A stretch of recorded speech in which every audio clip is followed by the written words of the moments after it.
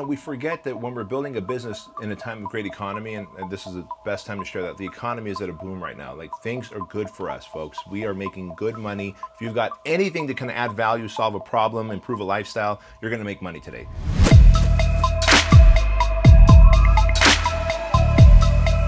That's the first thing when we talk about it being a stepping stone from being self-employed to being a business owner, is being willing to get raw and bury the ego and accept help. That's it. Do the dirty work, because it's so easy these days, especially as an entrepreneur, as the front. Because, by the way, when did entrepreneurism become like being a actor or celebrity? It's like all of a sudden it's hip, right, to be an entrepreneur? Yeah. It's like, I remember having ulcers so bad, and if you want me to be fully transparent, I hope you don't mind, I used to have ulcers so bad that I'd sit on the toilet and look in the toilet afterwards and there was blood, bro, right? That's what an entrepreneur is being like. An entrepreneur is someone who pays his team and they go, shit, there's nothing to pay myself, so I'll charge up top ramen on my credit card. Yep. But it's become so sexy on social media right now. And part of, excuse me if I go on a rant here, part of this is because through social media, again, we get the dopamine high when you can flick that thing on Instagram and Facebook that says entrepreneur or public figure, and then they only have 200 followers, and maybe their business they just incorporated, but they have no actually revenue coming in. And you got to get in the muck of it. It's so easy to watch what Gary Vaynerchuk, Andrew Frisella, and all these guys are putting in and create your own version of that video and put it on social media. And then you get the likes and the comments and the loves and the shares. You feel good about it for a moment. That's not what an entrepreneur is. An entrepreneur is someone who is in the grime, running the systems, hiring the staff, fending off the competition, figuring out how to grow when the economy crashes. Right. Gary Vaynerchuk was in New York growing VaynerMedia, and I was in Chino Hills growing Fit Body Bootcamp in 2009 when the economy crashed. Everyone else was retreating. We looked at it as, well, media is cheaper to buy now, right? No one else is competing for my customers.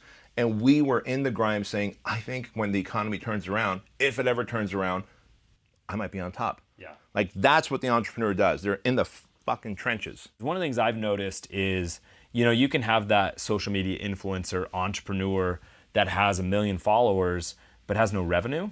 And then you can have the guy who has a couple hundred followers because maybe he's new on Instagram, but controls $20 million of investment assets. Right. Don't judge somebody's success by their Instagram followers. Like, dig a little bit deeper and look at what's going on and look at the actions behind their words.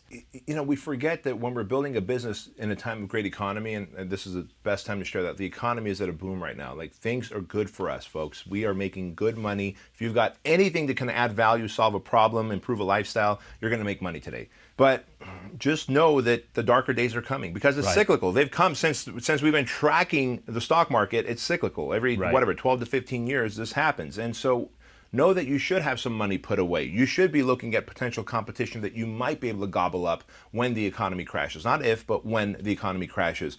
What do you do? How do you get your team members to perform just one more degree better during a time of economic crash so that you can continue to pay them what they're getting, instead of saying, hey, we got to have that talk where I got to cut everybody's pay, right? Those are the dark things that a generation right now that we're living in has not dealt with. And if we can just teach them with our words, instead of them going through it a couple of years from now, that'd be wonderful, man.